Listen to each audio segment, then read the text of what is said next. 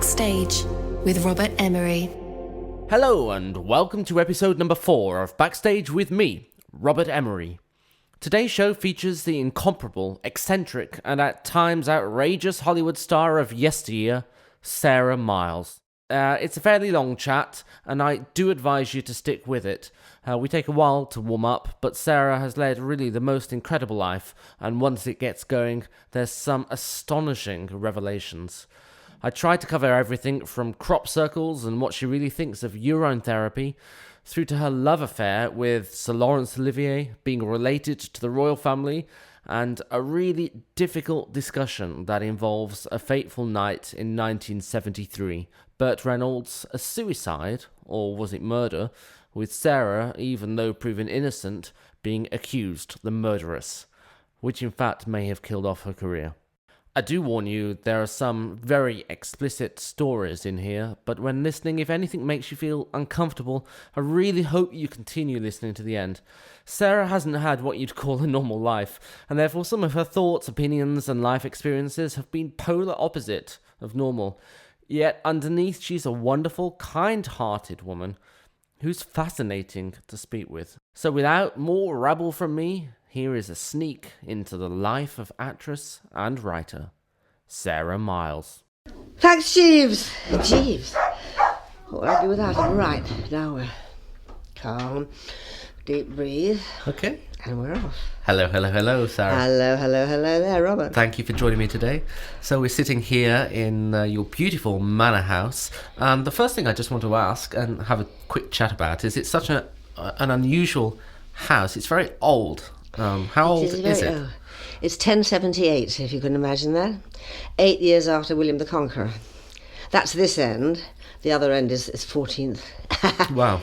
And there's a special sort of window in here, isn't there? There's a special... There is the first window ever in England, which was the overflow of Hampton Court.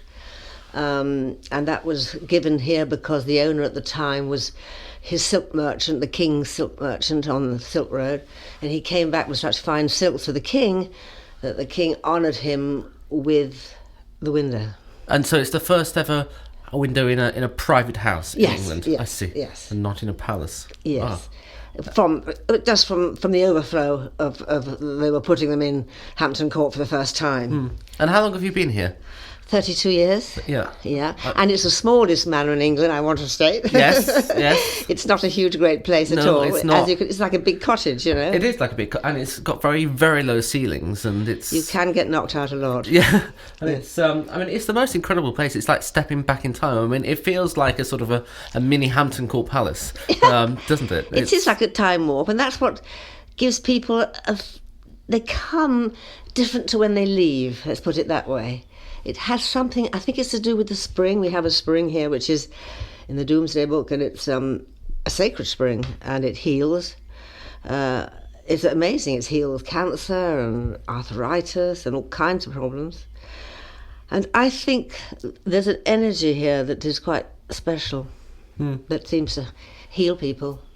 Well, nothing to do with me, you know. They think it is, but it isn't. It's the house and the ground. It's a very peaceful place. It's very calming. You certainly sort of get a sense of just quiet when you come here, and the birds singing in the background. And yes, it's very beautiful. Now, if I can take you back, if you don't mind, to your childhood. My childhood. Because in just doing a bit of research for today, one of the things I found is that you actually grew up in really quite a privileged household, if the stories are to be correct. But one of the unusual things I read online is that you had struggle reading, or you had dyslexia, but also that you had trouble talking when you were young. I did. I had trouble talking. I had a terrible stammer. That's because when I first went to my first little school, when I was like 3 or 4, up the road in this lane in the countryside, I was writing with my left hand, and by the way, I was very proud of this left hand business because my father only wanted 4 children for a tennis 4 that he could coach up to be champions. And he wanted a left-hander because they're the best. And I came along the 3rd in a row, and I was a left-hander. I caught a ball with my left hand, and my father said, Pussycat's caught a ball in her left hand, come here. And everybody congratulated me, and I was swung around the garden because I had this left hand thing, and I was cock of the walk. And then I went to school, and I was writing with my left hand, and the teacher comes up the aisle and says, no, Sarah, we write with the right hand. So that put me in a swirl, Daddy says I'm a champion because of my left hand. Teacher says I can't write with my left hand, I must write with my right. So I went into a sort of dyslexic thing from then on, really. Couldn't speak and couldn't read or anything, really. So did you literally didn't speak until about the age of 9? Oh, no, I spoke, but Yeah. On. And so it is a hereditary thing. My father did, and his father did. Okay. He was an orator, my father's father, and he had a terrible stomach. So it is also in you. Yeah. And how did you fix that? What was the process, or did it just Well, happen? I wish the king had gone to my lady, because when I was 9 at the PNEU school in Chelmsford, the teacher said to Mummy, look, she can't go on like this. She keeps running out of the class when it's her turn to read. She just isn't, she isn't functioning. What are you going to do about it? So Mummy said, well, what would you do? And he said, well, there's this lady who lives quite locally, then she might be able to help. So I went to this little cottage with hollyhocks and sweet little lady with a bun at the back. And I rather fell for her, actually. And I don't fall for many, but I did rather like her. Perhaps it was the hollyhocks. Anyway, she said, now, what you're going to do is you're going to learn this piece, an audition piece, from the Barretts of Wimpole Street. And I had to learn it for next week. Well, that's impossible, because Mummy wasn't going to help me, Daddy wasn't going to help me, but I was great friends with Marge, who was the cowhand's daughter up at the farm, and she sat down with me, and she was very, very patient and very loving, and I learnt it. And when I went back next week, I didn't stammer, because it was coming out of a different drawer in my brain. You see, it was coming through a memory drawer and not the creative drawer. Okay. And you normally stammer because your thoughts are going too fast for your mouth. So from that day forth, I was liberated. So I learnt my day off by heart before I lived it. So I learnt to say, I'm very well today, how are you? And if it came from my memory bank, I didn't stammer. Of course, and tunes and music. You don't stammer if you're singing a song, you see, because that's coming out of your memory and not your creative drawer. So that's how I learned. And of course, because I had to learn everything off by heart in order not to get mocked and teased and all that sort of thing. Mind you, this bullying thing, is it really so horrific? Why can't you just kick him in the nuts? Well, I mean, you were quite an unusual child. I mean, is it true that you were expelled from, I think, at least one school? And I mean, there's an interesting story about the Queen Mum, isn't there? What happened was, I was transplanted from my trees and my animals, which was my happiness, really, genuinely. I mean, my trees matter to me as much as human beings, actually. And when I was young, I hugged them. I was always up in them, climbing as high as I could go. And I was so close to my trees and indeed all the animals. And my parents got very worried about this and said, we can't let her go on like this. I wouldn't socialise with other children. I was so happy. They didn't see that I was happy. They just saw that I was nuts. So they think we'd better take her away from trees and all her animals. So I was sent to Rodine, which is on the cliff at Brighton, if you've ever seen the monstrous prison of a school, where there was not a single tree or animal inside. And they thought that was a good wheeze. And I went downhill very swiftly. And you did not enjoy your time there? I did not. Okay. No. So we were told one day, I was then 11, told that the Queen Mother, I went when I was just 9, which is much too young to be shoveling people away from home. Anyway, there we are, that's what happened. And there I was, the Queen Mother coming, and we were given 3 weeks to practice, because if she was to address us when she came, we had to curtsy, say "Ma'am," answer her question, "Ma'am," curtsy. So the whole school was on the downs, bobbing away, rehearsing the moment the Queen Mother was going to do that. And the big day came, and I was in the junior house. Next door to me was my best friend Lanky, and the Queen Mother drove up in her Daimler in 2 shades of blue. She got out. She was just all a poem of blue, all different shades going from turquoise to more sky to... and I couldn't believe the beauty with her feathers in her hat. And she came straight up to us, because we were in the front row, I suppose, being juniors, and she said to Lanky, "And how do you like it here?" And Lanky said, "Curtsy, Ma'am. I love it, Ma'am. Curtsy." "Oh, good, good, good, good. And you? How do you like it here?" And I looked into those periwinkle eyes and I said, "Ma'am, I hate it, Ma'am. Curtsy." And she went, wagging her finger with such a twinkle in her wire, as if to say, "You're right on, lady. You got it right."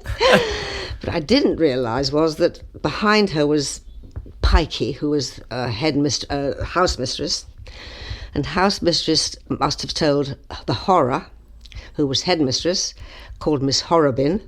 With a name like that, you're going to be called the horror, aren't you? Okay. And then in chapel next Sunday, there was a packed it was, all the teachers and all hundreds of children. I mean, and she has a flat hat with a tassel and a black like a crow in her pulpit.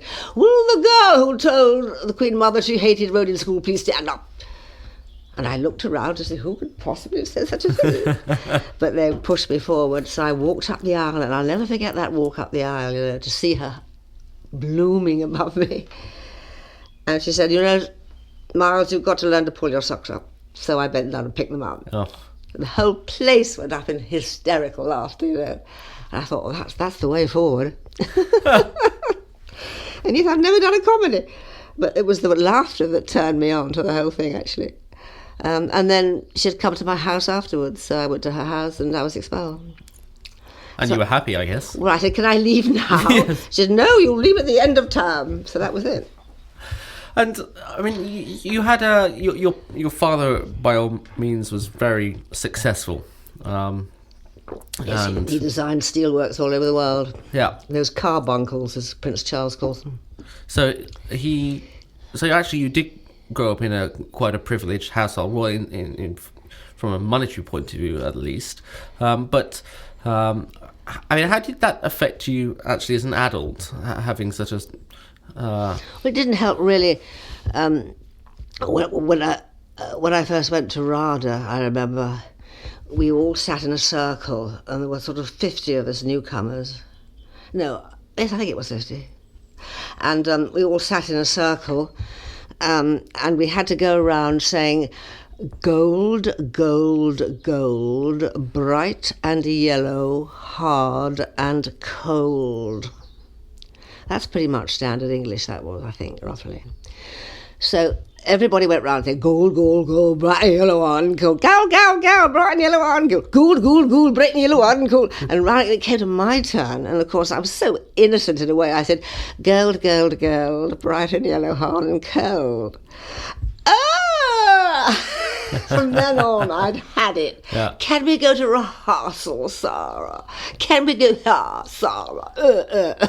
Because, of course, it was the end of that era, and we're now coming into the whole new era of working-class greatness, which is quite right, too. And so it was interesting, and I went for an audition for The Kitchen by Arnold Wesker, and my agent said to me, "Now, Sarah, don't tell them your father is successful and you come from a privileged background. Say your father is a dustman or whatever you want, but don't mention your background."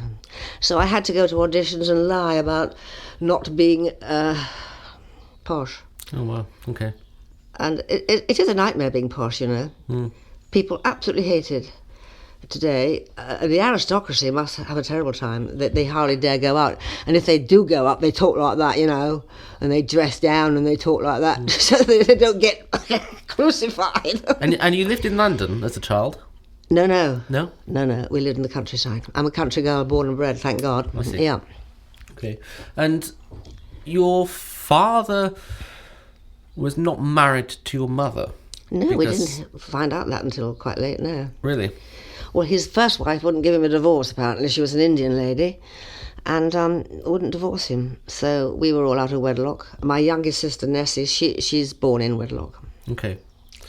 The interesting thing about your family history is that you mentioned to me when I saw you. I should tell everybody that we've known each other for quite a few years now, and when I was last here at your house, you mentioned the fact that you are related somehow to the royal family, and this intrigues me. What the line is there? Line is, well, it's very simple, really. My great grandfather was Francis, Duke of Teck, Queen Mary's brother. He was called Francis. He liked to sow his wild oats all over the place, and he went to the White Lodge at Richmond, where he stayed a lot, and threw his sperm at the seamstress, who produced my grandfather. I see. And if you're an acknowledged bastard, you're called Fitzwilliam, Fitzherbert, Fitz whatever. If you're unacknowledged, you're given the name of remnant, which is the end of a piece of old cloth. So my grandfather was Francis Remnant. And my mother was very poor, came from a very humble background in the East End. And they had this doll's house in the drawing room, Queen Mary's doll's house, which was there all my mother's childhood. It was very difficult for my mother, and I feel very sorry for her, actually. What happened to the doll's house? I don't know. Really? My mother doesn't know either. Suddenly it wasn't there anymore, and she doesn't know why. So I never found out the answer to that. But one of her last words to me were, please find out, get the truth acknowledged, because it's ruined my life. It's a very difficult thing if you're very poor, and yet you come from this background. So that makes you a second cousin once removed from the Queen, is that? I don't know. I haven't worked it out. I'm no good at that sort of thing. Yeah. And actually, I don't really care much myself, but I do care for my mother, whose life was put... It's a very difficult thing to live with, actually, when you're told who you are, and yet you're so poor, really. But you've met members of the royal family, haven't you? I have. And have you ever brought this up? Never. Okay. But what was interesting, there's a TV programme called... BBC, Who do you think you are? Yeah. And the very beginning of that, before it even started, they came to interview me, and that was okay. And then he came back. He said, "Yes, everything is right. It all works out. It's very good. We found somebody from the House of Teck, and we'd like to have your DNA, and then we can match that up." So I was thrilled. Oh, finally, somebody's believing it. So. So they sent a little package in the post, and I did my own DNA from my cheeks and put it back and sent it off.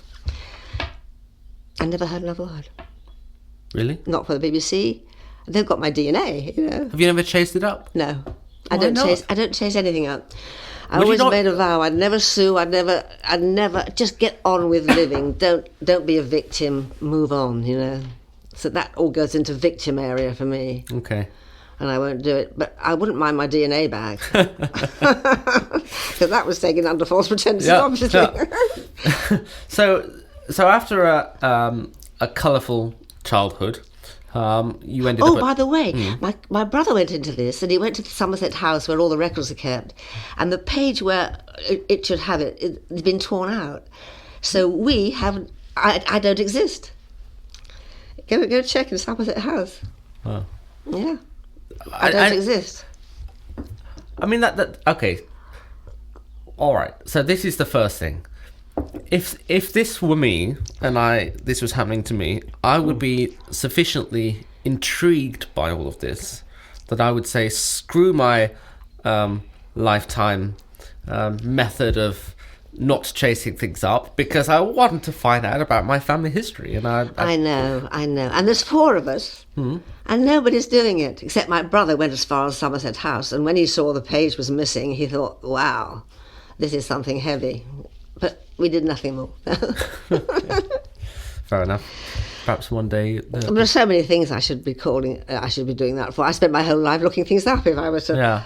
Every time I've been badly damaged by falsehood. So you went to RADA at the age of 15, I think. Well, I was expelled from my next school too, so therefore I went to a place. My mother was tearing her hair out, so I went to a school in London called the Arts Educational, because I was quite good at ballet. And my So mother, that's Artshead in West London? Yes. In Chiswick? No, it was Marble Arch at the time, the Arts Educational. It was then in Marble Arch. The problem with, if you want to be a ballet dancer, you have to know left from right. And when the teacher said, now we're going to start on our left foot, 1, 2, 3, left, right, I don't know the difference, you see. So by the time I've worked out which is my left foot, it's too late. So I was pushed out of that as well. So Mummy lied about my age and put me to RADA. Where I got in, I got a very good wheeze for getting in, actually. I'm rather proud of how I got into RADA. Well, I didn't believe that I was an actress at all. I didn't want to act. I wanted to be a show jumper. That was my life. I was a show jumper. Horses, that's my life. But Mummy had seen me playing Shylock in Merchant of Venice, and she thought I was so good that I should be pushed in that direction. So she pushed me into RADA and lied about my age, and I was so absolutely terrified because you go on the stage, you know, and there's nobody, you can't see anything, absolutely black. What are you going to be doing for us today, says a voice.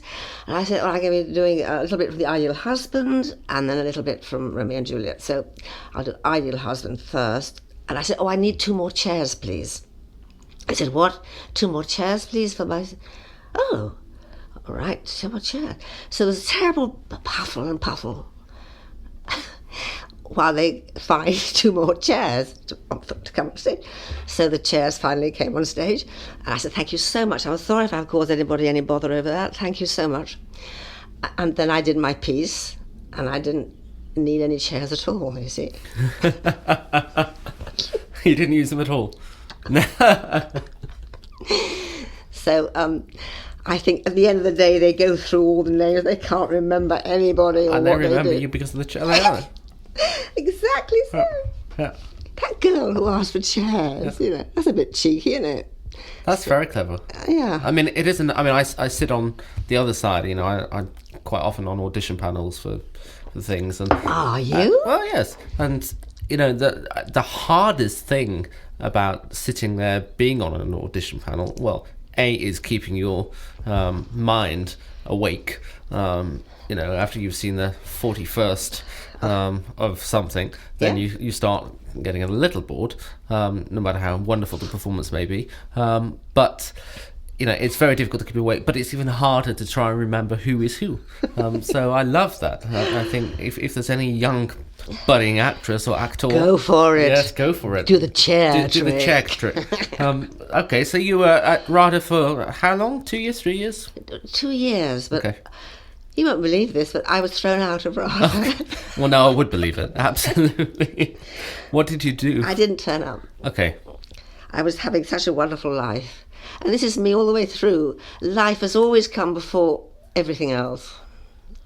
Living life to the hilt. That's the whole thing, really. That's where God is, in the hilt. So you didn't turn up, so you got expelled from RADA, but obviously you went on to become an actress. So what was the first gig you had after Well, leaving when I RADA? was at RADA, there was a lovely guy there called Eddie Fox family, and he was one head of me, the next tier up. And he said, you know, you should meet my brother. You'd get on like a house on fire. His brother was Willie Fox, who turned into James Fox. And their father was Robin Fox, who was the greatest agent probably of all time. And while I was still at RADA, I was just turned 16, I think, or maybe I was still 15, I don't know, said, I've got your walk-on part in the Roman Spring of Mrs. Stone. You ought to go to Elstree Studios, you go in the door, you go to the desk, you say, I've come for the walk-on part, my name is Sarah Miles, could I have my key? And then you go up to wherever the key fits, and you sit there and wait for the costume person to come and give you your costume. So in I went, exactly as I was told, got my key, went up, and my key went in a door which said Lottie Lenya. So I checked the key, no, same key, I'm going in. And as I was putting the key in the lock, there's a tap on my shoulder.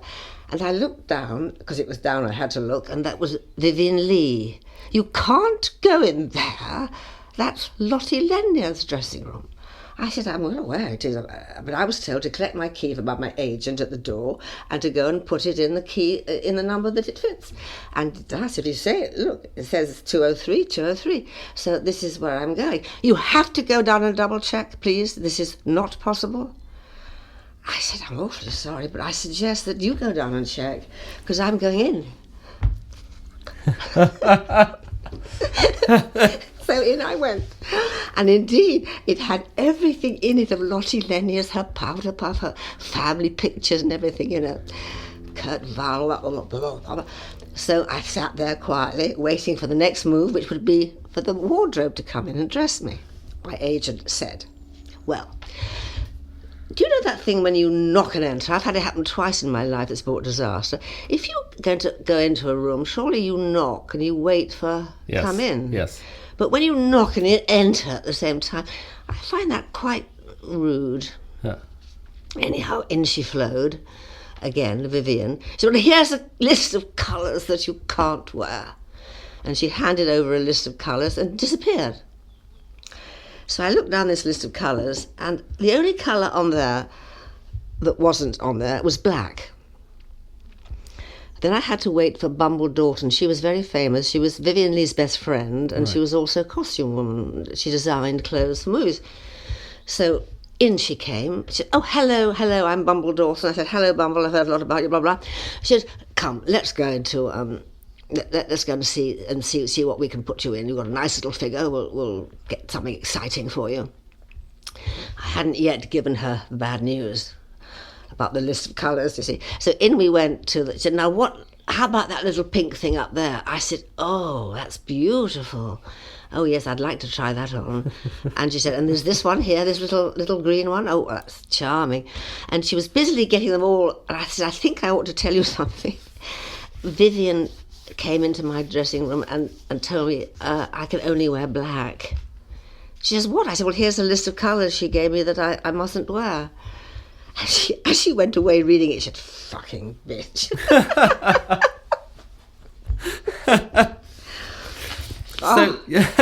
So that was a film? That was a film called The Romance was opposite Warren Beatty. Okay. I got down to the actual set of the stage where they were shooting, and there was Vivian sitting in her chair with Vivian Lee on it, and him with his name on it, and I was just sitting on any old chair, you know. I was a walk-on, you know. And he came off his chair toward me with Esquire magazine and the cover with his face on it. I'll never forget that. Something you never forget, do you? It was this walking being coming toward me with the magazine with his face on it. He said, hi, I'm Warren Beatty. And that's what she was upset about, you know, because Warren was having an affair with her, and she was scared that I might take him from her. But she would have been absolutely safe, because I've never been after Warren Beatty in my life. Yeah. Not my bag of bones. But one of the first films, I think, that you had a main role in was Term of Trial. Yes. Is that correct? Correct. And You've done well. Oh, thank you very much. I try occasionally. And you were still very young, weren't you, when you filmed that? I just want to go back a minute. Can I? For a minute? Yes. I'll come forward to that. Okay. I don't want to avoid that. I just want to say that my childhood, it was the 40s and the 50s, and people were so happy. We had heavy rationing, and people were healthy, skinny, and full of beans. We were full of joy. There was so much love around, I cannot tell you. And rationing is very good for you because it works. You're healthy and you're thin. Yeah. Okay, what was your last question again? Term of Trial. Term of Trial. That's another funny story, actually. Got quite a few odd stories. That's right. So you were still young when you filmed. I was 17 when I filmed Term of Trial. Yes. Which is incredibly young. It is incredibly young. On the cusp of 18, though, because we shot over Christmas, so it hit my birthday. Yeah. But that was with Sir Laurence Olivier. Laurence Olivier and Terry Stamp and Simone Signoret. Very posh, you know, very French, very good, classy woman. I like very much Simone Signoret. And this was an important film, wasn't it, for you in a strange way, because you spent a lot of time, obviously, with Laurence Olivier and got to know him very well. Very well indeed. And you eventually became lovers. Well, not eventually, actually. What happened was really on the film. We were shooting in Paris. It's so odd life, isn't it? But we were doing this scene in the Tuileries Gardens in the film, where I wouldn't go into the Louvre because I was feeling dizzy, because I wanted him to take... Because it's about a girl who falls in love with her teacher. And I was very much in love with Mr. Weir, he was called in the film. And so I'd managed to get him out of the Louvre to take me alone, so he'd go and have a drink, a cup of tea in the Tuileries Gardens. And it was snowing that day, and it was meant to be spring, so they had to sow all these leaves on these bare trees and make it look like spring. Oh. But then the snow started, and it really came down quite heavy. Now, the funny thing was that, I don't know whether you know this, perhaps you don't, but if you wear a wig, the snow can't melt. Oh, really? Because it hasn't got the warmth of your head. Yes, of course. So we were sitting there in this love scene, really, and the snow was piling up on Larry's head, and it was piling up on my head.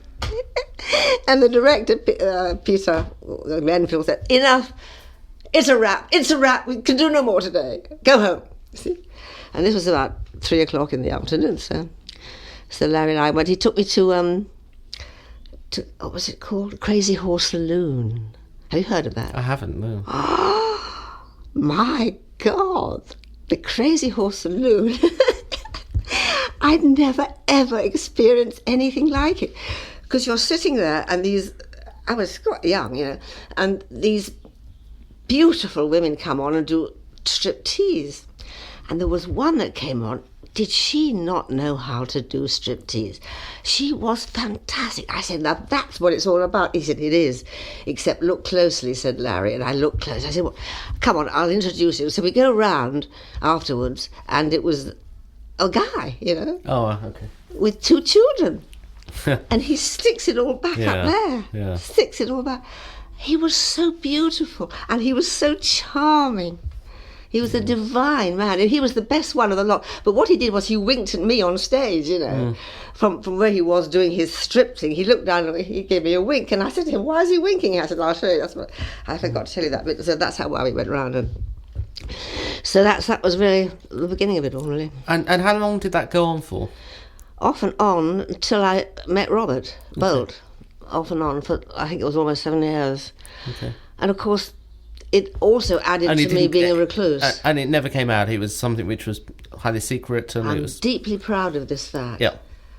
I mean, if you got points for being a good mistress, I reckon I'm up there. The only person that knew was my mother, because she caught us together. So she knew. But apart from that, nobody did. But it did keep me at home all the time, because I was waiting for that phone call. Yeah. And that can be quite lonely, really. And do you think, looking back on that, I mean, I get the sense that you're not a person who has many regrets. I get the sense that you're a person who is sort of... I do regret that I kept it from my boyfriends, because he said I must keep my boyfriends, because of course I couldn't see him all that often because he's so busy. So I sort of did keep it from who I was with at the time, which is not good. You know, that I'm more ashamed of that than anything. Did that change anything to do with your career? Do you feel like it harmed you? Or, nobody knew. Okay, yeah. Nobody knew. Yeah. So it was what it was. It was what it was. Yeah. Nobody knew. And it wasn't public until after his death. I think. It came public because he was very sure. He's an extraordinary man, you know. Let me just tell you one thing. Energy, we all possess a certain energy around us, and some people have a lot more than others. I don't know why that is. We have yet to find out why that is. It doesn't mean you're superior or inferior. It just means you're born with more energy than normal. And the two people in my life who I reckon, and I've met some very powerful, extraordinary human beings. I've been very privileged in that, I have to say. I feel so lucky to have met the great ones. But my father and Laurence Olivier are the two more energy than anybody else I've ever met. My father was an amazing man. He was a fantastic tennis player, fantastic at every game he played.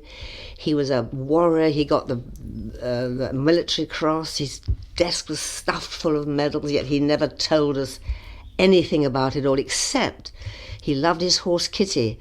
And one day, in a charge, Kitty was shot from under him. And he went down and he cradled Kitty's head in his arms. And an officer came by and said, jump aboard, jump aboard. And he says, no, I'm staying with my horse. And he stayed with his horse until he died. But that's not just it. It was just his fearlessness, his wit, his humour, his energy, his passion, his painting, his sculpturing, carving, gardening, playing games. It was just endless, and going to work from 8 to 5 every day. Mm. But energy is a very important thing in your life, isn't it? Very much so. Here at home, you run. I think we're all going to really turn into knowing, understanding more about vibration and frequency, because it's all about vibration and how if you are fond of, if you meet somebody who you quite like, it's because you're actually harmonising in the same vibration. Mm. And we're beginning to learn a bit more about this now. Sarah, does it worry you that people might listen to something like that and go, God, what is she talking about? That's quite a nutty thing to say. Does that concern you? Yeah, I think that I'll have the last laugh, because when I'm dead and this little thing you're doing now goes out in 20 years' time, they'll say, oh, blimey. Yeah. Yes, I'm happy. Fine. I love it. Good. So what happened after Term of Trial? That was really the start of your career. What, sorry? The film, Term of Trial, that was, a real platform for your career. Yes. So what happened after that? It also gave me a very good idea of what crap all these critics are, really, from top to toe. Because when that film came out, they slaughtered Larry. Oh, he can't play an ordinary man. This great newcomer called Sarah Miles, watch out for her. She's something special. She wipes the floor with him. Go see the film again and watch Larry in Term of Trial. It's such cruelty. It's so incorrect. But what did you do after that? After the film? I did a film with Larry Harvey called The Ceremony in Toledo. Lots of John Ireland was in it, all kinds of funny people. I was under contract, you see, to Jimmy Wolfe, who made Term of Trial, so I had to often do what he told me to do. Sorry, who is Jimmy Wolfe? He was a big film producer, and he was also having an affair with Larry Harvey. And that's how I got stuck with that film. So forgive me, but in those days then, because I'm not sure it's like that now. I mean, maybe it still is, I don't know. But so in those days, you were contracted to a studio or to a producer. Yes. So you could not go and do whatever film you wanted with whomever you wanted. You were. Well, I sort of could, but I wasn't. It wouldn't have been a good thing to do. Okay. I wasn't forbidden. I just shouldn't. Right. But what would happen to you if you did? Well, I did. In fact, I did. He wanted me to do, oddly enough, it wasn't a film. He wanted to ship me out and do The Rivals in the West End with Ralph Richardson.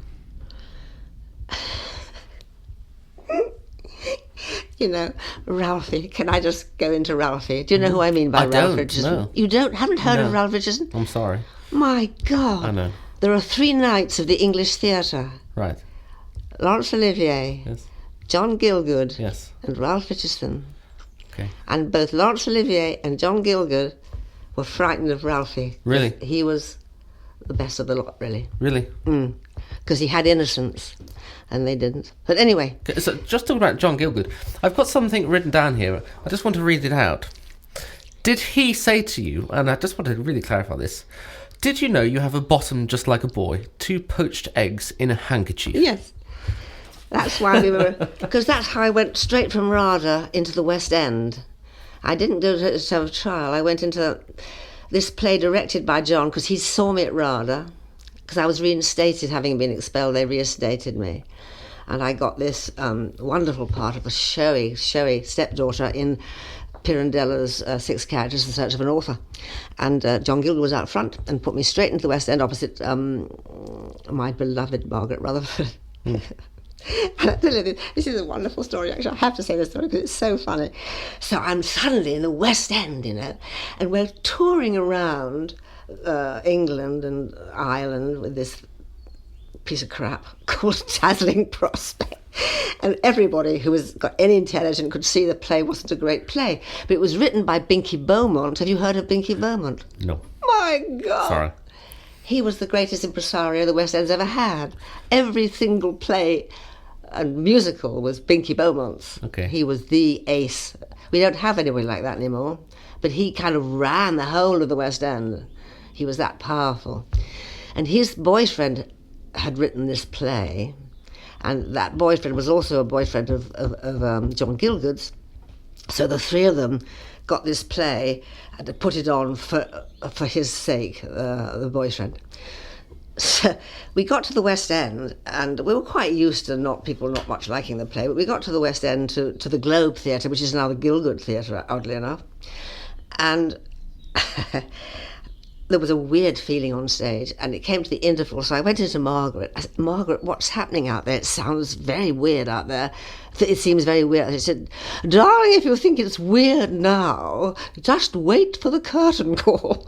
I thought, blimey, this is serious stuff. So the curtain call came, and the curtains opened, and the booing was so immense that the stage manager came around and said, shall I bring down the curtain? And Margaret Rutherford said, no, we shall stand here until they run out of ammunition. So we stood there while we had some tomatoes and things thrown at us. It was amazing. And Binky Beaumont came round afterwards and said, I'm very, very sorry this has happened. I'll explain to you why. There was a play on before you, which was called A Man for All Seasons by a man called Robert Bolt. And we took the play off too soon to put on this play, and people are very angry about it. And I've only got myself to say sorry. I'm so, so sorry. And that was the last time. We made theatrical history, because you weren't allowed to take food up to the gods from then on. Ah, really? Yes. So I made theatrical history. And there's a nice sort of... a nice little side story, of course, with that, with the fact that the play that came off too early was by your to-be husband. Yes. Twice to-be husband. Yeah. Just going back to Larry. Written in the stars. What? Written in the stars. Written in the stars. Yeah. It's strange, that, isn't it, how things kick in. It certainly is. You just don't know how the pattern's going to No, you never come know. around. Yeah. But I just want to say one little quick thing about... oh, no, it doesn't matter. No, go on. What? It's fine. About Larry? Yes, I was going to say something about Larry. A man came here the other day who was doing the ultimate book on him and Vivian Lee. Right. And he said, no, you don't have any letters of Larry's at all. I said, I'm awfully sorry, I don't have any. He said, that's very odd, isn't it? I said, why? He said, well, he liked to write. And I said, well, it was quite secret stuff, really. And I suppose he didn't, want it known. So he went away, a bit thinking, oh, well, I haven't got any letters. If I had letters, I would have put them in my own book, wouldn't I? Yeah, of course. Well, Jeeves was upstairs in the attic the other day clearing it out. And he came on 13 letters from Larry Olivier in his own hand. I'd forgotten all about it. Really? I'd forgotten all about it. Those letters have been there forever, and I didn't even think... Now, is screwy. Wow. So did you send them on? What? No, I haven't yet. I'm thinking about it. I don't know whether to or not. Wow. I don't know whether to or not. I'm thinking about whether I should or not. Because then, how does that work then? He has to pay me for them? What happens? I have no idea. I don't know either. I'm not sure what Larry would want that. That's the thing, you see. He said I can write about him 5 years after his death. But Jeeves couldn't believe it. He said, look at all this, look at these in his own hand, and you didn't know you had them. Jeeves, I should say, just to clarify, is your friend who helps you out around the house and is. Oh, Jeeves. Yes, Jeeves is Jeeves helps me. Yes. Yeah. Okay, so. But Larry came back again. Yes. He came back after I divorced Robert. After we broke up, not I divorced, but we broke up, and I was living in LA. He came back. Okay. So we had another little. So let's before we get there. So you've done the term of trial. Yeah. You've done plays and you've now established yourself as an expulsion. And at some point, you then had you married Robert Bolt, the playwright. That was at 1967. Yes. I'm not very good at numbers. I think so. I think that was 1967. Okay, I believe you. I think so. And how did you meet? What was the? Well, I wouldn't go anywhere. Now, this is where something hit me very hard. Robin Fox was still my agent, the best ever will be. And he wanted me to go out more, to be seen on the town, to go to premieres, wear the clothes, do the thing. So be more of a celebrity, right, in inverted commas. And I didn't want to do that at all. Okay. So he got very upset. And one day he writes, did you get the invitation to Leslie Carroll's soiree? And I said, yes. He said, well, will you go? I said, oh no, I've just put it in the bin. He said, and this is what it hit me so hard. He said, Sarah, it's not a matter of talent, you know. It's all a matter of who you know. And you know, that broke my heart. Can't you see how it should break your heart? Mm. If you're not able to get a role by your acting, why should you get it for arse licking? Mm. I find it disgusting, actually. I find the nepotism and the whole thing disgusting. Is there an argument that it should be... There are lots of talented people in the world, especially from my experience in my industry, which is music in particular. Yeah. And there are, hundreds, if not thousands, of astonishingly talented musicians coming out of colleges around the world every year, and there would never, ever be enough work for all those talented musicians. It's just not possible. And there are, of course, always some musicians who are not terribly talented, but maybe look the part, who become successful. Good at networking. And are good at networking. But is it not a combination that actually it should be both? Because just because you've got the talent doesn't necessarily mean that you have earned or deserve the success that your talent should give you if you are not willing to take part in the whole package. But what is the whole package? I mean, surely the package is your ability to act, in my case. What else is there? Because that's what I do. I don't arse lick. Why should that be wrong? That I decide to be... And also, I think that mystery is very sexy. I like mystery. I don't like someone to come up and tell me everything about them in 2 minutes. They have a bad ovary, I really don't want to know about their ovary. I really don't. Yeah.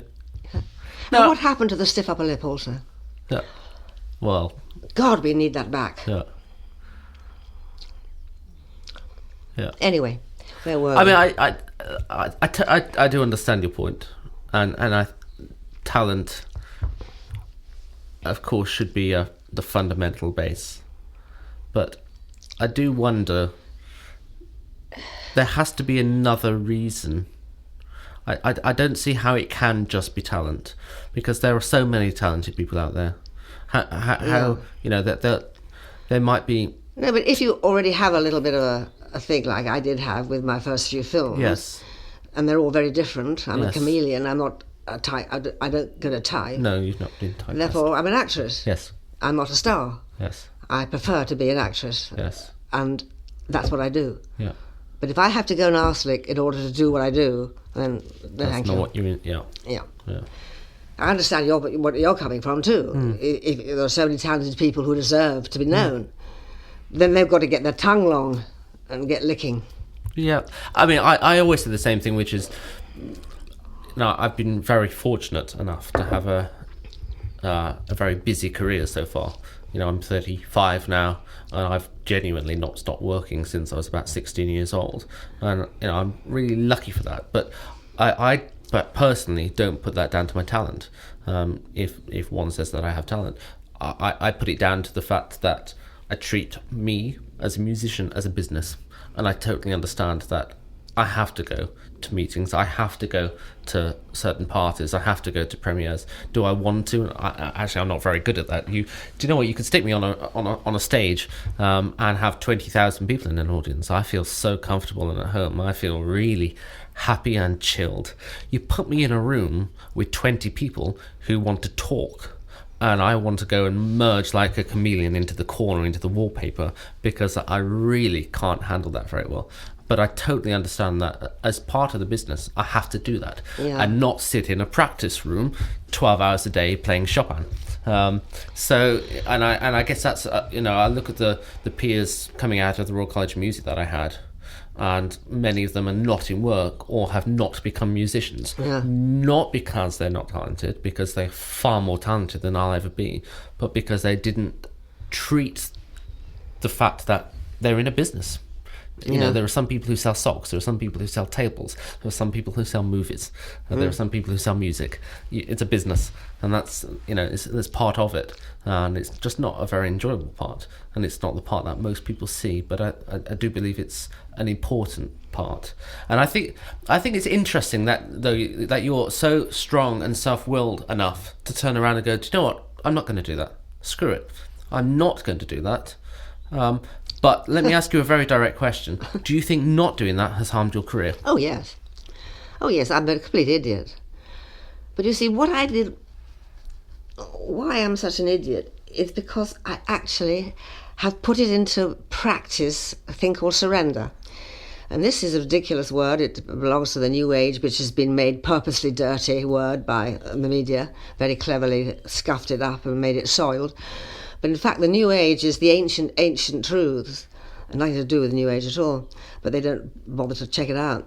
So therefore, you've got this New Age, which is the ancient age, the ancient antiquity of esoteric truths.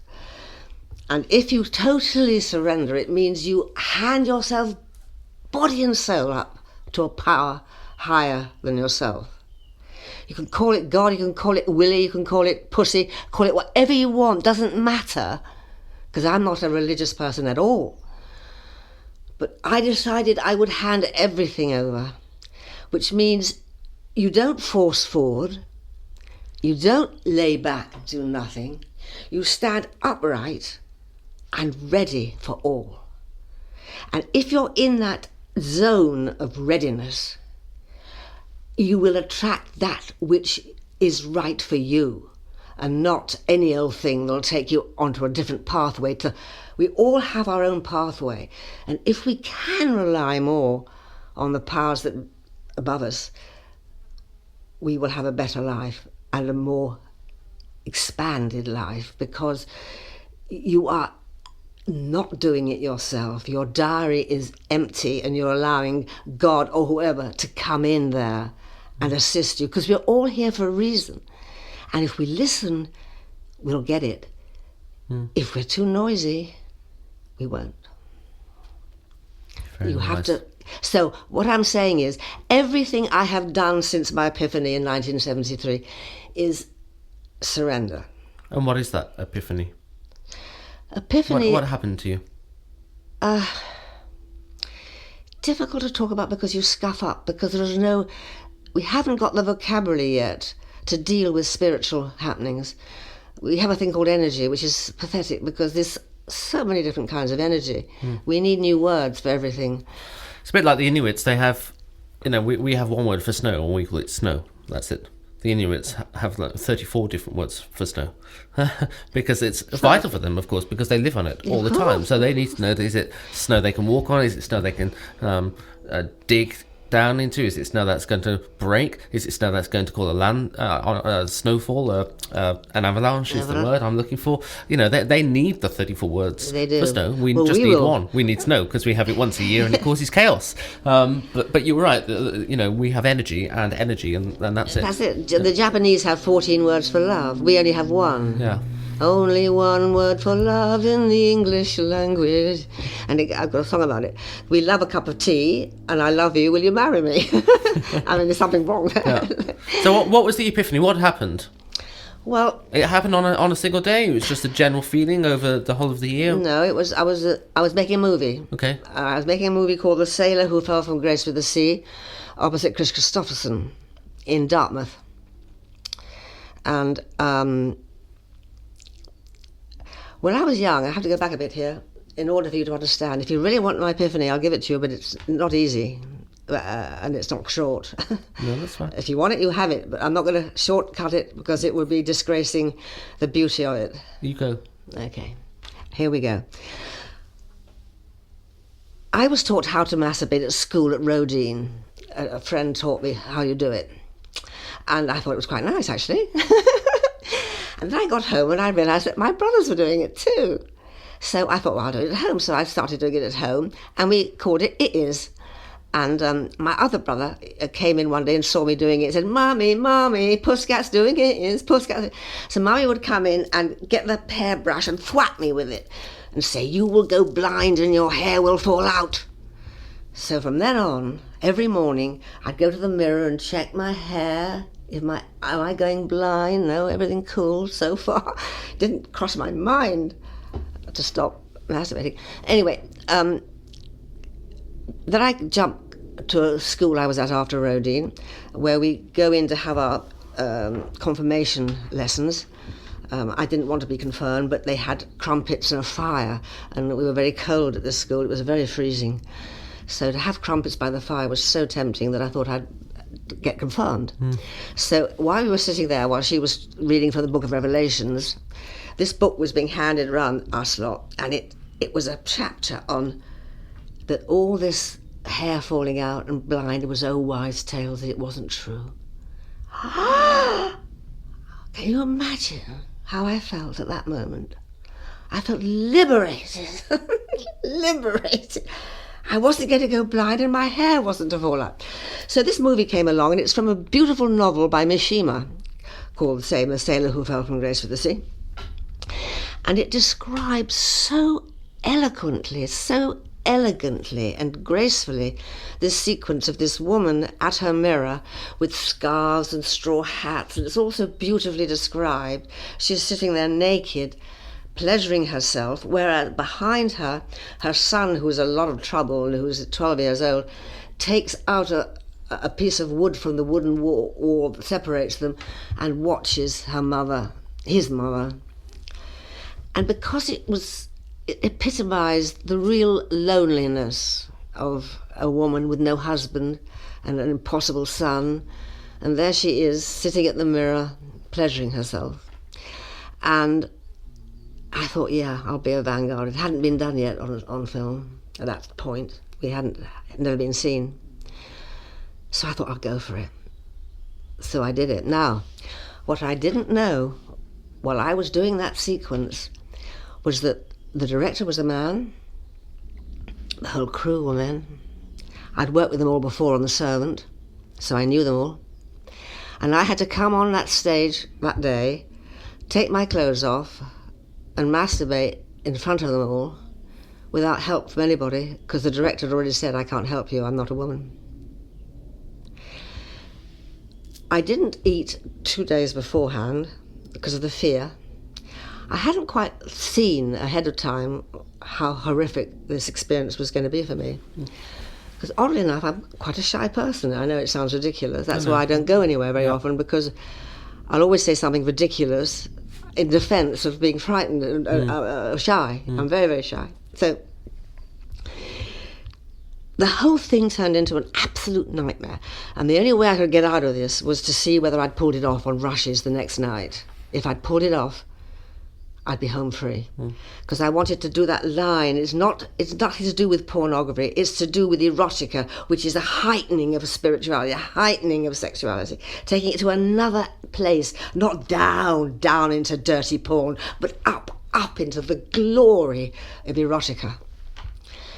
Next night, went to see rushes. I should just say, sorry to stop you, the rushes, just for people who don't understand, are the cuts before it's been edited together. Sorry, rushes are... Just so people understand. That's no right. worries. You see yesterday's work. Yeah. I never go to my movies, ever, but I do see rushes because you learn. You can still make up for what you've done wrong. You can put it right, that sort of thing. So as soon as the lights came up afterwards, I knew I'd done it. I knew I succeeded. And I didn't need any of their praise because they're all coming over to me. And I said, no, see you in the morning. No, everybody. And I go out and I walk along the Dartmouth estuary to my cottage, which is on the sea. And as I'm walking along that pavement, this power comes in through my feet. Something quite incredible coming through me, up me. What the? And it's dusk now. We're dusky. And it's coming up through my legs, and it's like I'm aching with this power and this strength like I've never experienced before. I have to hold on to the railings because I'm going to fall over. I am omnipotent at that moment. There's no doubt about it. I am omnipotent. Everything around me, everything I can see, the stars beginning to come out, the fishermen, people, dogs, moon, everything is linked. I am in the centre of this gigantic cosmic phosphorescent cobweb. Everything is one. Everything. And I'm standing there in this state of complete omnipotence, thinking, fuck, what is happening to me here? It's quite terrifying. I grasp hold of the railings, trying to get my breath back, and then this voice comes in. First time, made its entrance. And it begins to say things that... I was an atheist, by the way, and I wasn't on any drugs because I can't act on drugs. I don't take alcohol. I'm absolutely free of any drugs at all. This voice comes in and begins to tell me that the mind is not the brain, the mind is above the brain, and above the brain is the spirit, above the spirit is the collective spirit, and then you come to the soul, all leading up to what we are all together in the centre up there. And I couldn't take any of this crap. I mean, I'm an atheist, you know. I thought, I got to get away from this nutter in my head. I got to run a mile from this. This is not what I'm about at all. So I just push it all away and I run to my cottage where I know I've got a stew in the bottom of my oven in the warming place. A vegetable stew, I may add, because I'm vegetarian. So I get to the kitchen and go back into the sitting room and light the candle, said the voice. And I said, how do you know I light a candle, whoever you are? Go and light the candle. So I'm forced, not by any, it's just the love in the voice that did it. The love coerced me into going back and doing what I was told. Light the candle. Go and sit the other side of the room. I was doing as I was bid, because the voice was beautiful. I called it my echo, and it's been my echo ever since. And I sit there, and I'm a long way away from the candle. He says, now, control the flame, it's yours to tame. Control the flame, it's yours to tame. It was doing as I told it. It was getting larger as I willed it larger, and it was getting smaller as I willed it smaller, and on, until I said, this is total rubbish. This is hallucination, imagination, make-believe. Whatever it is, this is not happening. And I got very upset with the voice. And then that same energy, that power came up from my feet into my legs, and I'm sitting in the chair, and even the chair's beginning to shake. That, right, gather your energy into a fine silky line, and with utter doubtlessness will the candle out. With this energy coming up through my feet into my body, it was a piece of cake. It went right out on cue, that candle, way across the room. And a voice said, death is not the end. Life is not the beginning. Birth to death is not a straight line, but a circle of spirit spinning. Your life is your message. Sing it, dance it, write it. I went ballistic. I thought I must be a witch. I crawled around my little cottage trying to find a draft, because that sent the candle out. It wasn't me, it wasn't me, it wasn't me. And then, from then on, my whole life changed. And have you ever heard that voice again? Oh yeah, it's with me all the time, yeah. I once had it exorcised, actually, because it began to strangle me when I wasn't doing what it wanted. And I was back with Robert then. We came back again. Let me explain to you. I was with Larry for 7 years, Robert for 7 years. We divorced for 7 years. In that 7 years, Larry came back. And then I was back with Robert for 14. So it's all 7, 7, 7, 7, 7, 7, 7, 7. So after you were with Robert for 7 years, if you don't mind me asking, why did you fall apart? What happened? Well, now this is the bit which I'm not allowed to speak of quite yet, because of the other thing I'm doing which I can't speak of, which is all connected. I will be speaking out about everything quite soon, and it's heavy stuff. It's heavy stuff why Robert and I parted. Hello, it's me again. Thanks for listening to that. What an incredible lady Sarah is. So that was part 1 of my chat with Sarah Miles.